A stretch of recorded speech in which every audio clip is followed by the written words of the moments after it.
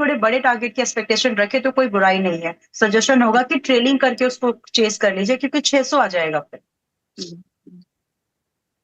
एक स्टॉक देखते हैं जिसका सीधा सीधा लेना देना गवर्नमेंट सिक्योरिटीज से है। और जब हम बात करते हैं कि ब्लूमबर्ग ने एक खबर छापी है कि हो सकता है कि जो फॉरेन इंस्टीट्यूशन इन्वेस्टर्स हैं उनको बॉन्ड मार्केट में कुछ टैक्स इंसेंटिव दिए जाए। पीएनबी गिल्ड्स, ये स्टॉक 15% ऊपर है आज। ये स्टॉक जो है 79 रुपीज 60 पैसे के आसपास कामकाज कर रहा है। पीएनबी गिल्ड्स, क्या करना चाहिए इस तेजी में? देखिए, सिर्फ शॉर्ट टर्म मत देखिएगा, तो आराम से 79-80 की प्राइस रेंज है, आप इसमें बाय लेके जा सकते हो। If you are planning something for intraday itself, 83 मुझे 83.2 पैसा इसका अपर प्राइस है। इंट्राडे वहां निकल जाना, लेकिन दिस इज नॉट समथिंग कि आपको बुक करना चाहिए। मेरी नजर में ये स्टॉक आपको बहुत जल्द मई, इस मंथ में 100 रुपीज का टारगेट, क्योंकि काउंटर अच्छा लग रहा है, वॉल्यूम बेस्ड ब्रेकआउट है। एंड आपने एक चीज अभी अभी जो छेड़ी है कि गवर्नमेंट सिक्योरिटी से इसका बड़ा ताल्लुक है, तो जब भी कुछ बड़े अनाउंसमेंट्स आने वाले होते हैं, चलते हैं कुछ कुछ स्टॉक्स, तो that's what we are expecting, कुछ तो होगा अभी मार्केट में। तो फिलहाल के लिए 100 रुपए से 120 रुपए के टारगेट की मैं आपको सलाह दूंगी। 100 रुपए मई का टारगेट है, 120 के लिए you might require another 3-4 months. और जो स्टॉप लॉस है, क्योंकि आज गैप डाउन होने के बाद वही इसका लो था, मतलब open was equals to low price, वही आप स्टॉप लॉस भी मेंटेन कर लें। 68 रुपीज राउंड फिगर अपना स्टॉप लॉस रखिएगा और करंट प्राइस से एंट्री बना करके जा सकते हैं। मुझे सरप्राइज नहीं होगा क्योंकि मंडे तक भी 100 रुपए आ जाए। आई एम नॉट सेइंग कि आ ही जाएगा, बट सरप्राइज नहीं होगा क्योंकि प्राइस स्ट्रक्चर बहुत बॉटम बाइंग रेंज पर है अभी। ओके, चलिए। रमन राजपूत का सवाल है, वो पूछते हैं, जम्मू कश्मीर से हमें लिखते हैं, I have bought M cloud for 54 rupees, loss हो रहा है 1 लाख का, व्हाट शुड आई डू? और इनकी बाइंग कितने की है? 54, आधा हो गया। आधा हो गया, तो आप पीएनजी गिल्ड्स देख सकते हैं। मतलब मैं अच्छा, अगर आपको कुछ बोलूं कि आई डोंट थिंक कि आपका इस स्टॉक में रिकवरी टाइम लेगी, बट शायद यहाँ पर आपको जल्दी एग्जिट मिल जाए। Think of it. Okay. Arpita का सवाल है, good morning, I have 1000 shares of Munjal auto. Munjal auto okay, के 1000 शेयर है उनके पास और buying price is 94 rupees. Please review it, और एग्जिट कहाँ पे करना चाहिए शॉर्ट टर्म के व्यू के साथ? मुंजाल ऑटो में 105 से ले 100 रुपए से आप आपकी 94 की बाएंगे तो 110 कम से कम, क्योंकि रिस्क रिवॉर्ड फेवरेबल तभी बनेगा। 110 125 should be your where minimum target that you should chase.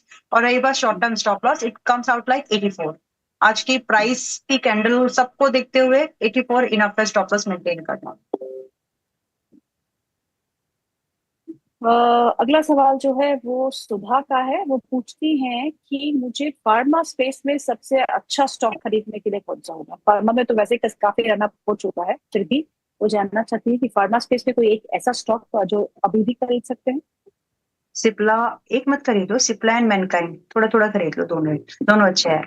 I mean अभी ओके। तो मैनकाइंड फार्मा के लिए मीम मीम नहीं, लोग कमेंट कर रहे हैं कि मैम आपको मैनकाइंड फार्मा इतना पसंद है कि आपको उसको वुमेन काइंड फार्मा कर देना चाहिए।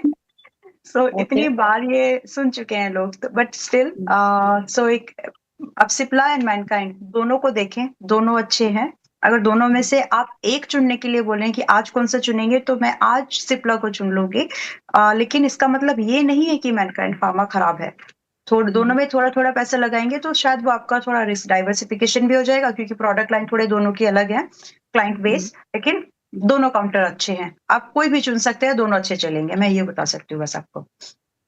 ओके। तुलसी दत्त का अगला सवाल है, वो पूछते हैं, गॉडफ्रे फिलिप्स है उनके पास, 2600 purchase, what should I do? Should I book loss? नहीं नहीं, गॉडफ्रे फिलिप लॉस बुक मत करिए। थोड़ा पेशेंस रखिए। आपने 2600 के भाव से आपने 1800 1900 समथिंग देखा है, so this is not really the time to book loss. अगर आपके पास गुंजाइश है, ऐड कर लीजिए, अगर नहीं एज इट इज होल्ड करिए। लगभग 2800 से, अब आपकी बाइंग के हिसाब से मैं बता रही हूँ कि आपके टारगेट, मेरी बाइंग मेरे टारगेट अलग थे जो हमने मेंबर्स को रेकमेंड किया है। इनफैक्ट छोड़ देते हैं उसको। लेकिन यहाँ से 2800 से 3000 के टारगेट आप एक्सपेक्ट कर सकते हैं। उतने जल्दी अब उदास मत होइए, क्योंकि स्टॉक ने एक अच्छा खासा डिप करेक्टिव मूव कर लिया है। एंड फार्मास्यूटिकल में, इंडस्ट्री में, हेल्थ केयर में एक वेव बनी, दूसरी की तैयारी है, तो आप उसका फायदा उठा सकते हैं इसमें। ओके, चलिए अगला सवाल लेते हैं, सुनीता जी का है। सुनीता जी पूछती हैं, उनके पास वीनस पाइप्स है। वीनस पाइप्स उन्होंने खरीदा है 1430 में, और मैन एल्यूमिनियम है 165 में, और इंद्रप्रस्था मेडिकल है 585 में। क्या मैं बहुत सारे एवरेज करूं? एक एक करके लेते हैं प्लीज। ओके, पहले Venus pipes 1430। Venus pipe 1430 hold कर, एवरेज मत करिए। एवरेज नहीं, ना ना ना, 6 मंथ्स एवरेज कर मत लीजिए। करिए, ऐसे ही रख लीजिए, एवरेज ना करें। 1600 से 1800 के टारगेट की expectation, but requesting you please to maintain stop loss at 1150। 1150 का एसएल जरूर मेंटेन करना। दूसरा, Okay, अगला सवाल है, मान एल्यूमिनियम 165। ओके 165। यहाँ आप चाहे तो ऐड कर सकते हैं।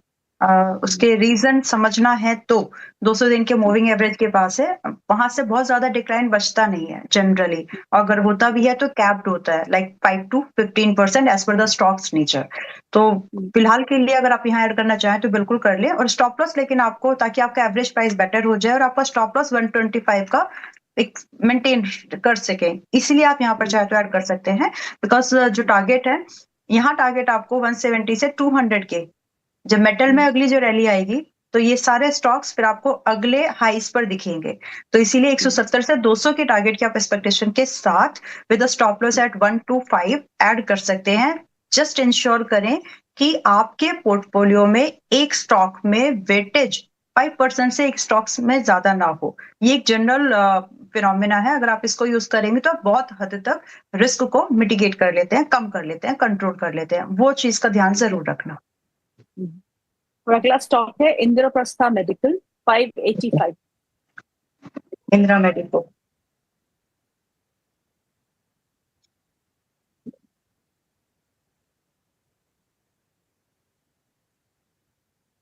ओके 585,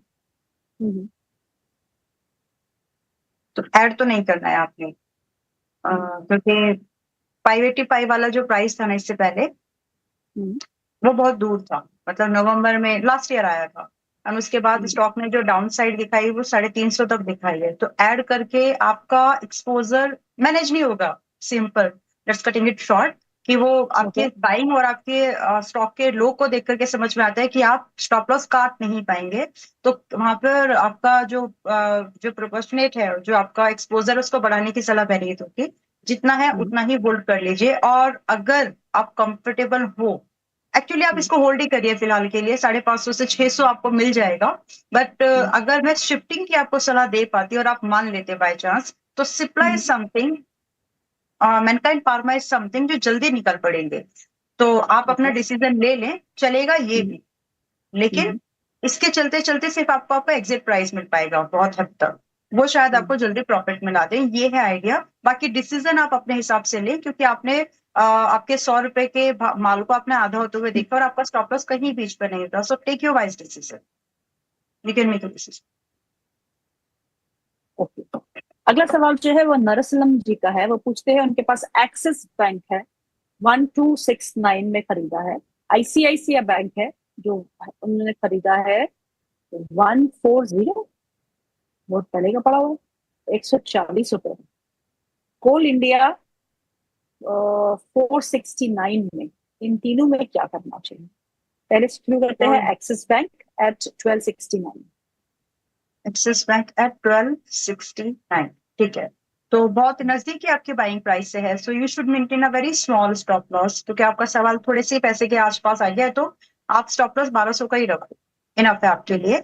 और टारगेट की एक्सपेक्टेशन भी फिर वैसी, जैसा स्टॉप लॉस वैसा टारगेट। अगर स्टॉक उतनी ही गुंजाइश देता है तो समटाइम्स एक्सेप्शनल होते हैं, जो हमने थोड़ी देर पहले डिस्कस भी किया, लेकिन यहाँ आप अपने टारगेट को 1290 से लेकर के 1330 तक की एक्सपेक्टेशन रख सकते हैं। अगर ब्रॉडर मार्केट सुधर गई तो it may stretch up to 1400, but आप ट्रेलिंग करते करते आगे जाना। Then we have Axis bank, sorry ICICI bank, which is at 1254। इसमें इनकी बाइंग कितनी की थी? कह रहे 140 की। ICICI बैंक में 140 कब खरीदा?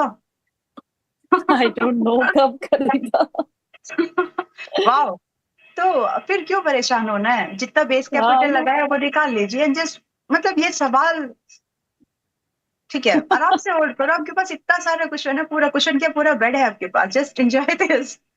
Anyways, I know. तो आप अपना जो बेस कैपिटल है, एक सिंपल सलाह फिर भी, जब इतने एक्सपोनेंशियल जब प्रॉफिट आपको हो जाते हैं, तो एक जनरल थिंग आप चाहे तो यूज कर सकते हैं कि उस बेस कैपिटल को जो आपने इसमें लगाया, प्रॉफिट लगा रहने दें और उस बेस कैपिटल को निकाल लें, उसको फिर किसी ऐसे काउंटर में लगाएं जो कि सनराइजिंग इंडस्ट्री का हो, जिसमें पोटेंशियल थोड़ी और ज्यादा दिख रही हो, तो हो सकता है कि वापस से वही सितारा उस सेक्टर के स्टॉक में बन सके। In current condition the one is that fund जो एक बन सकता है, थोड़ा बहुत जियो फाइनेंशियल्स बन सकता है, क्योंकि जिस ग्रुप से आता है उसकी वजह से। दूसरा अगर आप देखेंगे तो इलेक्ट्रा ग्रीन भी बन सकता है, उसका रीजन हमने थोड़ी देर पहले अभी डिस्कस किया था।